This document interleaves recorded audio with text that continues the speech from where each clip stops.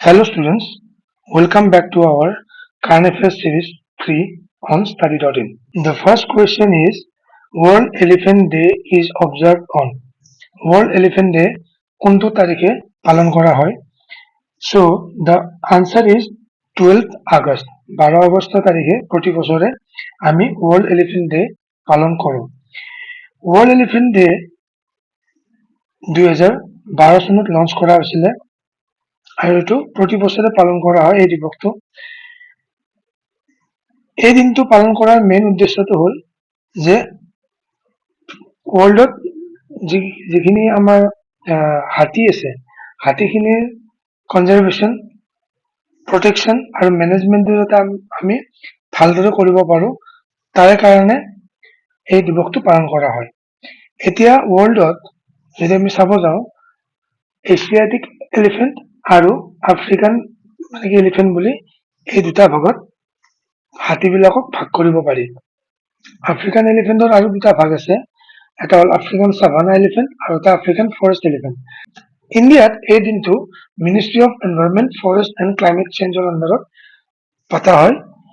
এতিয়া হাতীৰ কনজাৰভেশ্যন বা প্ৰটেকশ্যনৰ ওপৰত আমি এই দিনটো যে পালোঁ তাৰে কাৰণে আমাৰ হাতী ৰিলেটেড কি কনচাৰ্ণ আছে। প্ৰথম কনচাৰ্ণটো হ'ল exploration in the name of tourism. যেনেকুৱা আমি এলিফেণ্ট চাফাৰী কৰোঁ, অ'কে। তাৰমানে হাতীবিলাকৰ কি হয়, হাতীবিলাকে কেতিয়াও এইটো বস্তু ভাল নাপায় যে তেওঁলোকৰ ওপৰত কোনোবা উঠি তেওঁলোকক কণ্ট্ৰল কৰি লৈ যোৱাটো তেওঁলোকে কেতিয়াও ভাল নাপায়, okay. So' being ridden is not natural elephant behaviour. নেক্সটটো হ'ল unnatural activities involves pain in circus and elephant শ্ব'জ। আমি চাৰ্কাছবিলাকতে হওক বা এলিফেণ্ট শ্ব'বিলাকতে হওক আমি কি কৰোঁ, হাতীৰ লগত বহুত আমি অত্যাচাৰ কৰা আমি দেখা পাওঁ। ফৰ এক্সাম্পল ভৰিত ডাঙৰ ডাঙৰ চেইনেৰে বান্ধি থোৱা, দেন হাতীৰ পিছৰ ভৰি দুখনৰ ওপৰত ভৰ দি হাতীটোক থিয় কৰাই দিয়া, প্লাছ চাৰ্কাছবিলাকে হওক বা এই শ্ব'বিলাকতে হওক এটা খুব নইজি এনভাইৰনমেণ্ট থাকে। চ' তেনেকুৱা এটা এনভাইৰনমেণ্টৰ মাজত হাতী এটাক পাৰফৰ্ম কৰোৱাটো এটা খুব হাতীটোৰ কাৰণে খুব কষ্টকৰ বস্তু। চ' নেক্সট আছে আমাৰ হাণ্টিং ফৰ আইভৰি। আইভৰি মানে হাতীৰ যি দুটা আমাৰ ওলাই থকা দাঁত আছে, এই আইভৰিৰ কাৰণে হাতীৰ বহুত বেছি চিকাৰ কৰা হয়, যাৰ ফলত কি হৈছে হাতীৰ যিবিলাক পিছৰ জেনেৰেশ্যন আছে তেওঁলোকৰ কি হৈছে আইদাৰ কিছুমানৰ সেই দাঁত দুটা নোলায় আৰু যদি কিছুমানৰ ওলাইছে সেই দাঁতবিলাক বহুত সৰু সৰু হৈ যায়। চ' যাৰ ফলত কি হৈছে এলিফেণ্টৰ যিটো জেনেটিক্স আছে সেই জেনেটিক্সটো কি হৈছে আমি চেঞ্জ হোৱা ক্ৰমান্বয়ে দেখা পাই আছো। নেক্সট হিউমেন এলিফেণ্ট কণ্টেক্ট, এইটো আমি হাতী মানৱ সংঘাত বুলিও কওঁ, অ'কে। আমি যিকোনো ধৰণৰ কেতিয়াবা হাতীবিলাক য'ত ৰেচিডেঞ্চিয়েল এৰিয়া আছে তালৈকে গুচি আহে, বা কেতিয়াবা এলিফেণ্ট কৰিডৰ বিলাকৰ লগত হাতী আৰু মানুহৰ যিবিলাক যান বাহন আছে তাৰ লগত খুন্দা লাগে কেতিয়াবা। চ' এনেকুৱা বহুত ধৰণৰ হাতী আৰু মানুহৰ সংঘাত আমি দেখা পাইছো। চ' এই কনচাৰ্ণ বিলাক যাতে আমি কমাই আনিব পাৰো, আৰু হাতীসমূহ যাতে তেওঁলোকৰ নিজৰ ইচ্ছা মতে আৰু সুৰক্ষিতভাৱে তেওঁলোকে যাতে তেওঁলোকৰ জীৱন যাপন হেৰি কৰিব পাৰে, চ' তাৰে কাৰণে আমি এই ৱৰ্ল্ড এলিফেণ্ট ডেটো আমি অবজাৰ্ভ কৰো। ইয়াৰ মেইন গ'লটো কি, মেইন উদ্দেশ্যটো হ'ল raise awareness, prevent poaching, anthropogenic mistreatment, stringent policies, support community driven solution to reduce human elephant.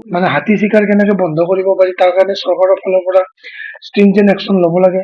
Next এন্থ্ৰপোজেনিক মিছট্ৰিটমেণ্ট, মানুহৰ দ্বাৰা যিবিলাক আমি মিছট্ৰিটমেণ্ট কৰোঁ, হাতীক বান্ধি থৈ আমি তেওঁলোকক ট্ৰেইন কৰোঁ চাৰ্কাছৰ কাৰণে বা এলিফেণ্ট শ্ব'জৰ কাৰণে, চ' এইবিলাক বস্তু আমি বন্ধ কৰিব লাগে। So' there are 3 recognised species, African savanna elephant যিটোক আমি আটাইতকৈ বৃহৎ আকাৰ বুলি কওঁ, আফ্ৰিকান ফৰেষ্ট এলিফেণ্ট আৰু এছিয়ান এলিফেণ্ট। আফ্ৰিকান এলিফেণ্টটো এনেও এছিয়াটিক এলিফেণ্টতকে অকণমান ডাঙৰ হয়, okay, with respect to size. এতিয়া তাৰ উপৰিও এলিফেণ্টছ কেন নট জাম্প, এলিফেণ্টে জাপ মাৰিব নোৱাৰে, বাট দে আৰ এক্সিলেণ্ট ছুইমাৰ্ছ, কিন্তু তেওঁলোকে খুব ভাল সাঁতুৰিব পাৰে, অ'কে। আৰু তেওঁলোকৰ যিটো প্ৰেগনেঞ্চি, সেই প্ৰেগনেঞ্চি প্ৰেগনেঞ্চি পিৰিয়ডটো তেওঁলোকৰ অলমষ্ট 22 মাহলৈকে থাকে, অলমষ্ট এবছৰলৈকে থাকে। নেক্সট এক্সাম পইণ্ট অফ ভিউৰ পৰা আমাৰ যিখিনি এছিয়ান এলিফেণ্ট আছে বা এছিয়াটিক এলিফেণ্ট যিখিনি আছে তেওঁলোকৰ প্ৰটেকশ্যন ষ্টেটাছটো যদি আমি চাওঁ আইউচিএনৰ আণ্ডাৰত তেওঁলোক endangered then wild life protection of 1972 চনত তেওঁলোকক শিডিউল 1 প্ৰটেকশ্যন দিয়া হৈছে আৰু convention on international trade in endangered species of wild fauna and flora চাইটছত তেওঁলোকক এপেণ্ডিক্স 1ত ৰখা হৈছে। Next question, the Ministry of Statistics and Program Implementation launched the Premana portal. What is the primary objective of this platform? So Ministry of Statistics and Program Implementation দ্বাৰা Premana বুলি এটা portal launch কৰা হৈছিলে। এই Premana যিটো portal আছে এই portalটোৰ primary objectiveটো কি উঠিছে? So ইয়াৰে correct answerটো হ'ব option A, to digitally assess and monitor the progress of ongoing central sector infrastructure projects worth rupees 150 crore and above. Central sector যিবিলাক infrastructure project আছে যিবিলাকৰ budget 150 কোটি টকা বা তাতকৈ বেছি সেই project বিলাকৰ assess বা তাৰ যিটো progress আছে development আছে সেই progressটো monitor কৰাৰ কাৰণে এটা মানে কি digital platform। এটা যদি আমি চাওঁ যে full form to project assessment infrastructure monitoring and analytics, okay? So main objective to ami salu already, to enhance transparency. So the objective is to enhance transparency, data quality and timely implementation of major infrastructure projects helping the nation building and economic growth. So সেইবিলাক প্ৰজেক্টৰ কেনে যাতে ট্ৰান্সপাৰেন্সি maintain থাকে আৰু তাৰ কিমানখিনি progress হৈছে কিমানখিনি বাকী আছে কিমান পইচা তাত এলট হ'ল ওকে কিমান পইচা খৰচ হ'ল এই গোটেইখিনি বস্তু যাতে আমি এটা মানে ডিজিটাইজ ফৰ্মেটত যাতে আমি গম পাওঁ তাৰে কাৰণে এই পৰ্টেলটো বনোৱা হৈছে আমি তাত যদি চাব যাওঁ তাত আমি ষ্টেট ৱাইজো আমি চাব পাৰোঁ এনেকৈ আসামত কিমানটা প্ৰজেক্ট এতিয়ালৈকে হেৰি কৰা হৈছে মানে লাগু কৰা হৈছে আৰু কিমান কষ্ট আছিলে কমপ্লিট কিমান হৈছে আৰু কিমানটা নিউলি এড কৰা হৈছে সো এইবিলাক বস্তু আমি বাই ষ্টেট ৱাইজ আমি চাব পাৰোঁ আৰু বাই ডিপাৰ্টমেণ্ট ৱাইজ আমি চাব পাৰোঁ যি যি ডিপাৰ্টমেণ্ট তাত আছে এইটো সাপোজ মানে কি মিনিষ্ট্ৰি অফ মানে কি ৰেলৱেজৰ আণ্ডাৰত কিমানটা প্ৰজেক্ট আছে দেন মিনিষ্ট্ৰি অফ পেট্ৰলিয়ামৰ আণ্ডাৰত কিমানটা প্ৰজেক্ট আছে সো সেনেকুৱাকৈ আমি ডিপাৰ্টমেণ্ট ৱাইজো আমি বেলেগ বেলেগ ডিপাৰ্টমেণ্ট ৱাইজো আমি সেনেকুৱা প্ৰজেক্টবিলাকৰ আমি ষ্টেটাছটো আমি চাব পাৰোঁ এতিয়া এই যিটো মানে কি পৰ্টেল আছে এই পৰ্টেলটোৱে আগতে যিটো অনলাইন কম্পিউটাৰাইজ মনিটৰিং চিষ্টেম আছিলে OCMS সেইটোক কি কৰিছে ৰিপ্লেচ কৰিছে যাতে সেইটোতকৈ আকৌ বেটাৰ আমি তাৰ ৰিয়েল টাইম ট্ৰেকিং আৰু এনালাইচিছ কৰিব পাৰোঁ নেক্সট কি সেক্টৰত আমি এইবিলাক এই পৰ্টেলটোৰ আণ্ডাৰত কি সেক্টৰ আহে transport and logistic railways coal power housing and মানে কি urban affairs water resource telecommunication health and family welfare so এনেকুৱা ডিপাৰ্টমেণ্টবিলাক এই পেমানা যিটো কি পৰ্টেল আছে এই পৰ্টেলটোৰ আণ্ডাৰত এইবিলাক ডিপাৰ্টমেণ্ট আহে as of January 2026 Pemana captured status of 1702 nationwide ongoing projects being implemented by 17 central ministries or departments. So, as of January 2026, আমাৰ ইণ্ডিয়াত অলমোষ্ট 1700টা এনেকুৱা প্ৰজেক্ট আছে যাৰ আমি ৰিয়েল টাইম এনালাইচিছ আমি কৰিব পাৰোঁ Next question. Consider the following statements regarding Project Motion. Which of the statements given above is correct? ইয়াৰে কোনটো শুদ্ধ হ'ব আমি এটো উলাব লাগে so the correct option is both 1 and 2 ইয়াৰে দুটা স্টেটমেন্টে শুদ্ধ এটা আমি যদি অকমান প্ৰজেক্ট মোশনৰ লগত ৰিলেটেড বস্তু চাওঁ so project motion to আসলতে ministry of culture government of ইণ্ডিয়াৰ আণ্ডাৰত লঞ্চ কৰা গৈছিল 2014 38 World Heritage Session in Doha, Qatar 2014 কাটাৰৰ দোহাত হোৱা World Heritage Session যিটো আছিল 38 এডিশনৰ তাত গভৰ্নমেন্ট অফ ইণ্ডিয়াৰ মিনিষ্ট্ৰি অফ কালচাৰে সাংস্কৃতিক মন্ত্ৰালয়ে এই যিটো প্ৰজেক্ট আছিল প্ৰজেক্ট মোশনটো মানে লঞ্চ কৰিছিল এটা প্ৰজেক্ট মোশনটো যে আমি বুজিব লাগে আমি অকমান ঐতিহাসিক কাললৈকে আমি যাব লাগিব। প্ৰাচীন কালত কি হৈছিলে, ভাৰত মহাসাগৰ যিটো আছিলে তাত যিটো মৌচুমী বতাহ চলে, মনচুন উইণ্ড, সেই মনচুন উইণ্ডটোৰ লগত লক্ষ্য ৰাখি আগতে বহুত সামুদ্ৰিক বেহা বেপাৰ আৰু সাংস্কৃতিক আদান প্ৰদান আমাৰ ভাৰতৰ লগত বাকী দেশবিলাকৰ হৈছিলে। অ'কে, এতিয়া সেই যিবিলাক আগতে কালচাৰেল এক্সচেঞ্জ হ'ল বা ট্ৰেড এক্সচেঞ্জ হৈছিলে, সেইবিলাক যাতে আকৌ পুনৰুজ্জীৱিত কৰা হয়, মানে কি এতিয়াৰ দিনত, সেইটোৱে হৈছে প্ৰজেক্ট মৌচুমৰ মানে মূল উদ্দেশ্য।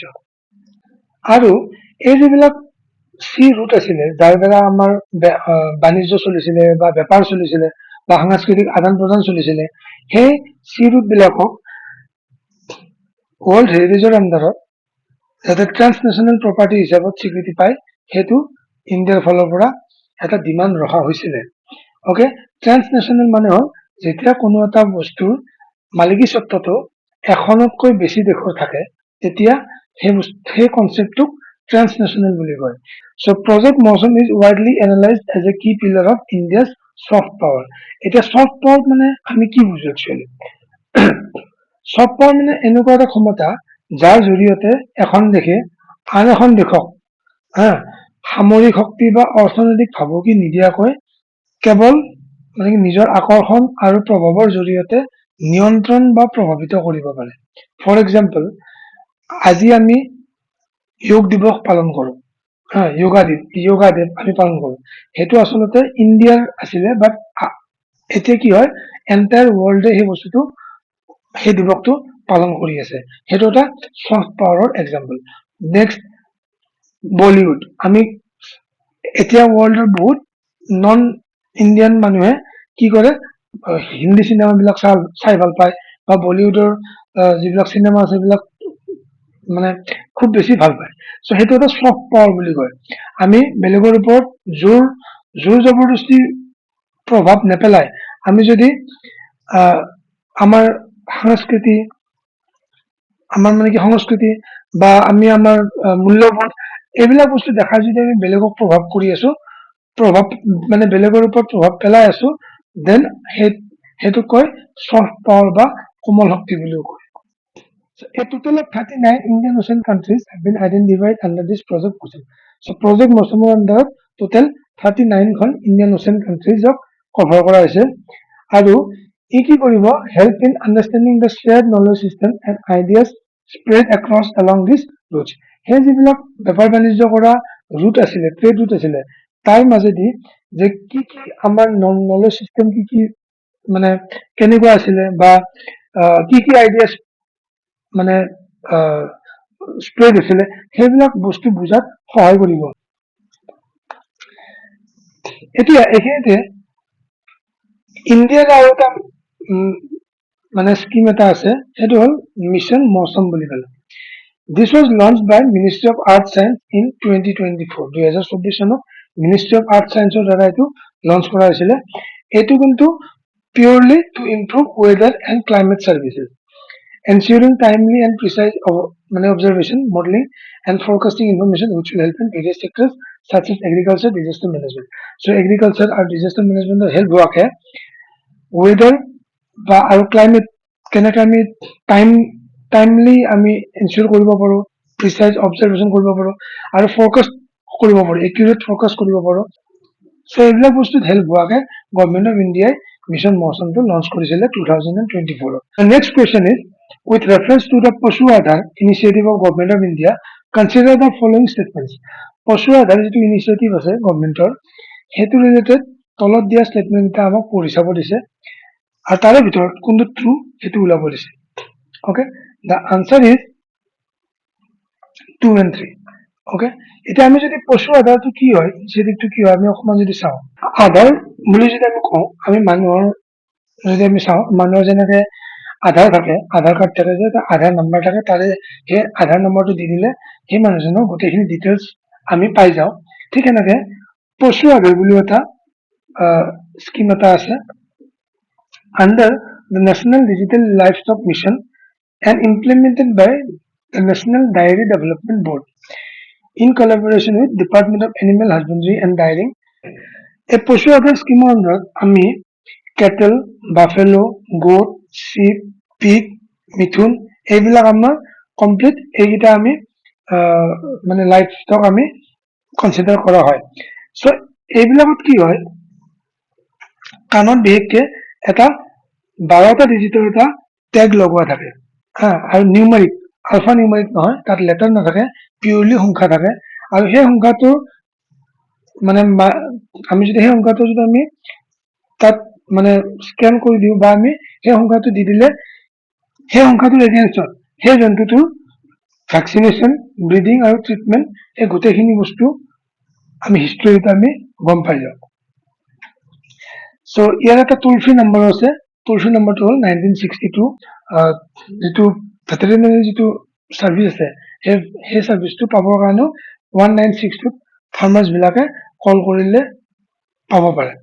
নেক্সট আমি যদি চাওঁ, India is the world's largest producer of milk, accounting for almost 25% of global output. So' important হ'ল এইটো যে ৱৰ্ল্ডৰ ভিতৰত ইণ্ডিয়া হ'ল largest producer of milk. National Dairy Development Board in collaboration with Department of Animal Husbandry and Dairy. So এই দুটা ডিপাৰ্টমেণ্টে একেলগে লগ হৈ ভাৰত পশুধন নামৰ এই ৱেব পৰ্টেলটো বনাইছে, য'ত এই যিখিনি লাইফ ষ্টক স্পিচিছ আছে তেওঁলোকৰ ভেকচিনেশ্যন, ব্ৰিডিং, ট্ৰিটমেণ্ট সকলোখিনি আমি ৰেকৰ্ড এটা ডিজিটাইজ ফৰ্মেটত পাব পাৰোঁ। Next question, the National Librarians Day in India is observed on. The correct answer is 12th August. So a National Librarian Day to আমি doctor এস আর ৰঙ্গনাথনৰ birth anniversary উপলক্ষে আমি 12 আগষ্টত পালন কৰোঁ, আৰু এখেতক ফাদাৰ অফ লাইব্ৰেৰী সায়েন্স বুলিও কোৱা হয়। Next question, partition horrors remembrance day is observe on. So' partition horrors remembrance day কোনটো তাৰিখে পালন কৰা হয়?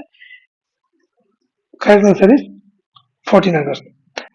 So Government of India 2021 চনত প্ৰথমবাৰৰ বাবে 14 August তাৰিখটোক partition horrors remembrance day হিচাপে ঘোষণা কৰিছিলে। Next question, recently an Assamese sports personnel is appointed as the head field coach of Indian national men's senior cricket team. আমাৰ যিটো ভাৰতৰ সিনিয়ৰ মানে কি নেশ্যনেল ক্ৰিকেট টিম আছে মেল, তাত ৰিচেণ্টলি অসমৰ এজন স্পৰ্টছ পাৰ্চনক হেড ফিল্ডিং কোচ হিচাপত মানে কি নিযুক্ত কৰা হৈছে। তেওঁৰ নামটো কি? তেওঁৰ নামটো হ'ল শুভদীপ ঘোষ। তো এখেত হ'ল মানে কি শুভদীপ ঘোষ। তেওঁৰ ঘৰ ডিগবৈত হয়। He represented Assam in 17 first-class matches from 94 to 2004. He also served as a head coach for Assam senior men's team. অসমৰ যিটো senior men's cricket team আছে তাতো তেওঁ head coach হিচাপত তেওঁ আছিলে। He worked with India A and women's team as well as in Indian Premier League with Delhi Capitals and KKR. Next question, recently which of the following personnel is the recipient of President's Medal for Distinguished Service from Assam for Independence Day 2026? তো recently 2026 বৰ্ষৰ যি স্বাধীনতা দিৱস আছিলে সেই স্বাধীনতা দিৱস উপলক্ষে তলৰ কোনজন ব্যক্তিক প্ৰেচিডেণ্টছ মেডেল ফৰ ডিষ্টিংগুইশ্ড ছাৰ্ভিচ প্ৰদান কৰা হৈছিলে? ইয়াৰ শুদ্ধ উত্তৰটো হ'ব দেৱজ্যোতি মুখাৰ্জী। চ' এখেত হ'ল অসমৰ ইন্সপেক্টৰ জেনেৰেল অফ পুলিচ। তো এই যিটো বঁটা দিয়া হয় মানে কি মানে প্ৰেচিডেণ্টছ মেডেল ফৰ ডিষ্টিংগুইশ্ড ছাৰ্ভিচ, এইটো মিনিষ্ট্ৰী অফ হোম এফেয়াৰ্ছৰ আণ্ডাৰত তত্বাৱধানত দিয়া হয়। অ'কে, মিনিষ্ট্ৰী অফ হোম এফেয়াৰ্ছৰ তত্বাৱধানত দিয়া হয়। আৰু ইয়াৰ কাৰণে ইলিজিবল ছাৰ্ভিচ কি কি আছে? Police organisation, central arm police force, fire service, home guard and prison or correctional services. Next question, which of the following personalities is the director of the feature film Not a Hero? So তলত দিয়া কোনজন ব্যক্তি not a hero নামৰ যিখন film আছে সেইখনৰ director হয়? তো correct answer is Reema Das. এতিয়া এই চিনেমাখন recently Indian film festival of মেলবৰ্ণত বেষ্ট ইণ্ডি ফিল্ম এৱাৰ্ড পাইছে। গতিকে এই চিনেমাখন খুবেই ইম্পৰ্টেণ্ট এক্সাম পইণ্ট অফ ভিউৰ পৰা। প্লাছ ৰীমা দাসৰ আৰু এখন চিনেমা আছিলে বুলবুল কেন সিং, সেইখনো 2019 চনত চেম বঁটাটো পাবলৈ সক্ষম হৈছিলে। The last question is, Which of the following personalities is the director of Assamese short film Morto? অসমীয়া চুটি ছবি মৰ্ত বুলি যিখন আছে সেইখনৰ ডিৰেক্টৰ গৰাকীৰ নাম সুধিছে। এতিয়া এইখন চিনেমাত এজন ডিৰেক্টৰো আছে আৰু এজন কো ডিৰেক্টৰ আছে। চ' মই বাৰু অপশ্যনত অকল ডিৰেক্টৰজনৰ নাম দিছো, তেখেত হ'ল প্ৰজ্ঞা পাৰমিতা। এতিয়া এইটো হ'ল মৰ্টৰ যিটো পোষ্টাৰ আছিলে এনেকুৱা। So' directed by Pragya Paramita and co directed by Uday Patal. So' দুগৰাকীৰ নামে, গতিকে এই দুগৰাকীৰ নামে মন ৰখাটো উচিত। Recently this short film got selected for Women's Cinema Collective Competition at Bengaluru International Short Film Festival 2026. So Bengaluru International Short Film Festival of Women's Cinema Collective Competition যিটো শাখা আছে তাত এই যিখন চুটি ছবি আছে মৰ্ত বুলি এইখনে চিলেক্ট হবলৈ সক্ষম হৈছে। আৰু Bengaluru international short film festival যিটো আছে এইটোক India's only Oscar qualifying short film festival বুলি কোৱা হয়। মানে অস্কাৰলৈ যিবিলাক শ্বৰ্ট ফিল্ম যায় তাৰে কাৰণে আমাৰ ইণ্ডিয়াত এইখন ফেষ্টিভেলক কোৱালিফাইং ফেষ্টিভেল বুলি কোৱা হয়। গতিকে সেইকাৰণে মৰ্ত যিখন শ্বৰ্ট ফিল্ম আছে সেইখন অকণমান ইম্পৰ্টেণ্ট হৈ পৰে আৰু আমি আশা কৰোঁ ইয়াতকৈ যাতে ভাল সুনাম মৰ্তই কঢ়িয়াই আনিব পাৰে। গতিকে আজিৰ বাবে এইখিনিয়ে। আশা কৰোঁ আপোনালোকক এই ইনফৰমেশ্যনখিনিয়ে আগন্তুক পৰীক্ষাত প্ৰিপাৰেশ্যন কৰিবলৈ সহায় কৰিব। ধন্যবাদ।